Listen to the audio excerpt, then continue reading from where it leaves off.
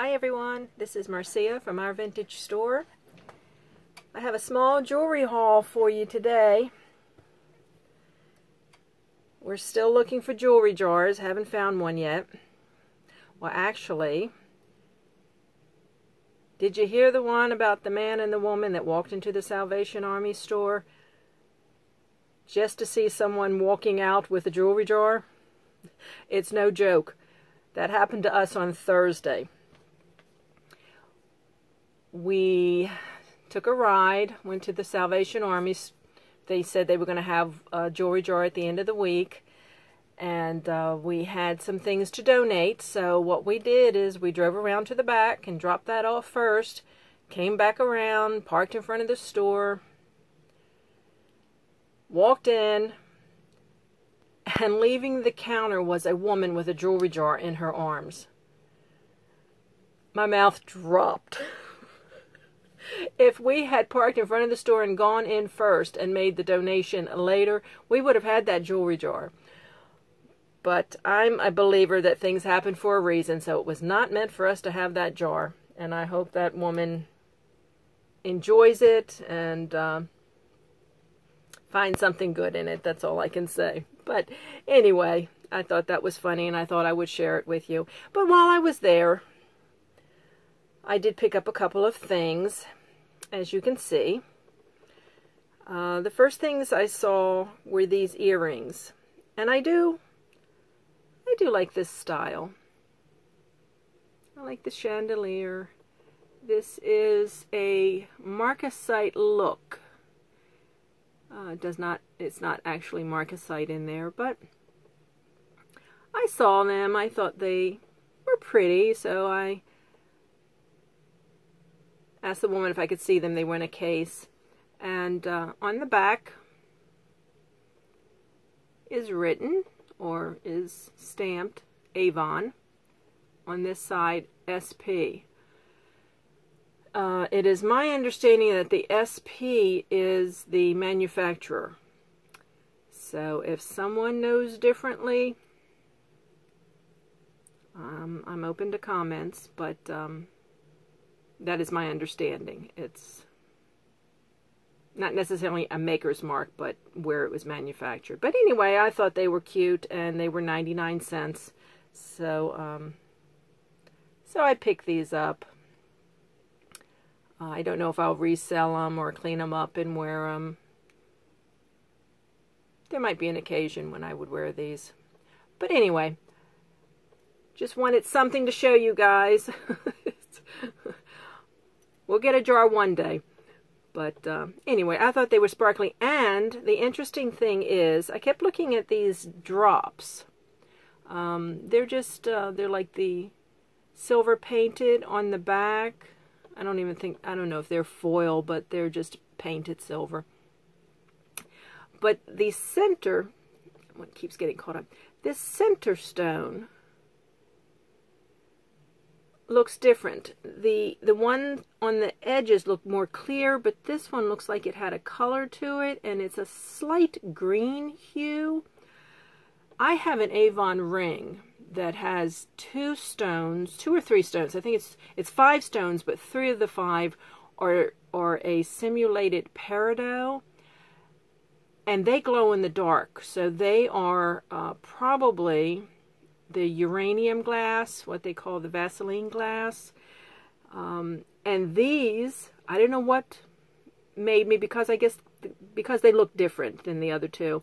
I took a black light to them, and these do kind of glow in the dark. So that may be uranium glass as well. But I just thought they were pretty, and I picked them up. So we got those. And that was out of the case in the front. And then they had some necklaces. I can see why somebody donated them. They do not want to, there you go. They do not want to lay flat or stay straight. Anyway, I went back and I looked at the necklaces, and I saw this. Yes, not a big deal, but they were cold. I do believe these are the amethyst chips, so I I did not measure. I don't know. Let's see. 15, 30. These, I think, are about 34 inches. So not bad. I liked the rich color. They were a deep purple. A lot of the chip beads that you get in places like Michael's, they're kind of washed out a little bit. They are usually lighter, but these have a nice deep purple tone to them. And this strand was $2.99.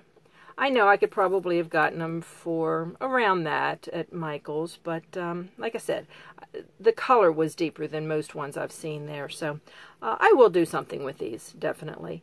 I like the purple. I like the purple paired up with the aventurine. I think the purple and the green, those two go together well as jade. The green jade with the purple. I like that combination. But anyway, that is what I bought in the Salvation Army. We'll go back again. They had another jar started, so we'll go back and hopefully we'll get that one. But we went a little further down. There's a Goodwill. That didn't have any. I think we checked another Salvation Army store that day as well. They didn't have any. Just the loose pieces of jewelry, and I didn't see anything I liked.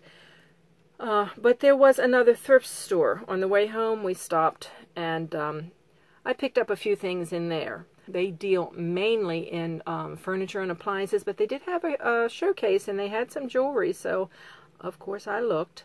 And this was one of the first pieces I picked up, and I thought it was very interesting. And the fact that it said made in Japan on the inside was a good selling point for me. And it also says Amante. I think I'm pronouncing that correct. But it is a magnet, a magnetic therapy bracelet. These sections are, in fact, magnetic. So I thought it was pretty. It needs to be cleaned up a little bit, but it's very comfortable to wear. But it's that stretch, like the watch bands. And I know they still make them today, but the research I did online showed they can run anywhere from $10 to $50. So, but this is what's on the inside. I don't know if you can see that. It says Amante, made in Japan. And I just thought the pattern was pretty, and it was only $1. So I definitely thought the price was right, so I picked that up. And also there, I picked this up, and this, I know the color gold should have been an indicator to me. It's a very rich tone, but it's not magnetic, so, and I know, I'm just using that as a gauge. But anyway, I've had a few people comment that, it's the, it just means that there's no nickel in the content, but, like I said, I'm using that as a gauge to, you put the magnet to it, it could be a precious metal. So, in this case, I don't think so. But what caught my eye on this was this hang tag. And it looks like a 4-leaf clover to me.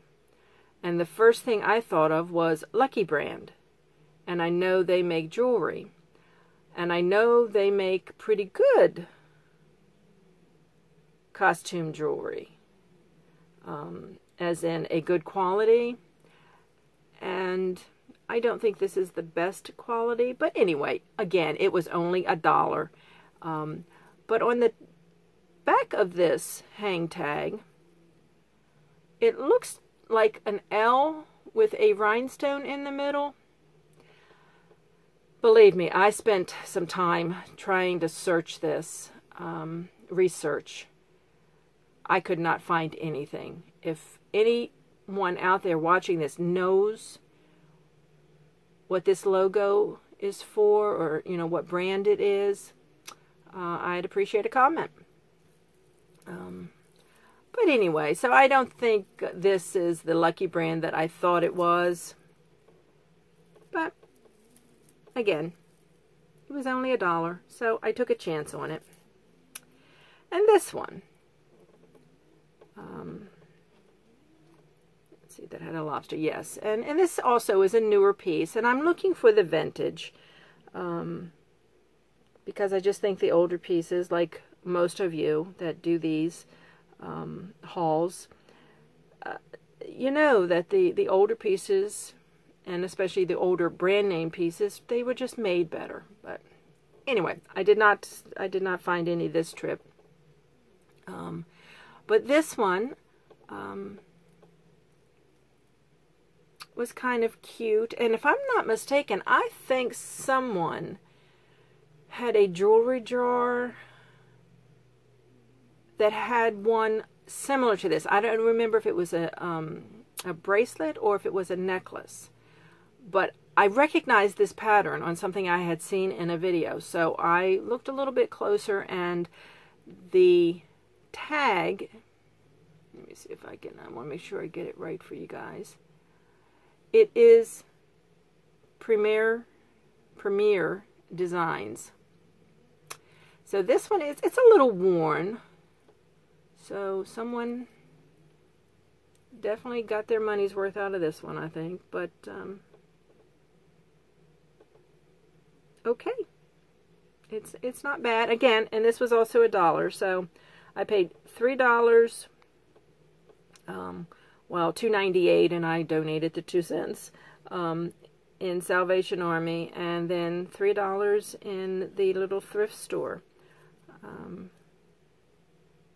I like this. I don't know if I'll keep it or sell it. You know, like most of you, I want to keep everything, but I am starting to list. You know, I've had things out on Bonanza. I used to sell on Etsy before that. And I have recently revisited eBay. I did have an eBay ID, and I revamped it and renamed it for this purpose. It is now Our Vintage Store and More. So if you go out to Bonanza, we are Our Vintage Store. And I've started to import some of the product that I have out there onto the eBay. And the eBay ID is Our Vintage Store and More. And I have listed a few things from the jewelry jars. And as a matter of fact, I listed the Orange Bird pen that I found in one of the earlier jars. And it sold. And I know I sold it well under the price that I commented that one had gone for, and since I didn't pay that much for it to begin with, I did put it out there, and I'm telling you, I know I sold it for way lower than I should have, because within 10 minutes of me listing it, that thing was gone. It was bought and paid for. So I said, oops. Anyway, it's all good. But I am slowly listing some other things out there, and I'll get to others too. It's a process. It's a lot easier doing this than it is to list those sometimes. It's easy to transport or to bring them from one venue to the other because you already have it made up. But when you have to take the pictures and then, you know, create a listing, you know, create a description and all that, it takes time.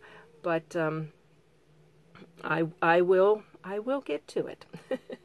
But for now, this is all I have for you guys. Hopefully the next video will be a jewelry jar unjarring. So Until that time, thank you all for watching. Thank all of you that have subscribed to this channel.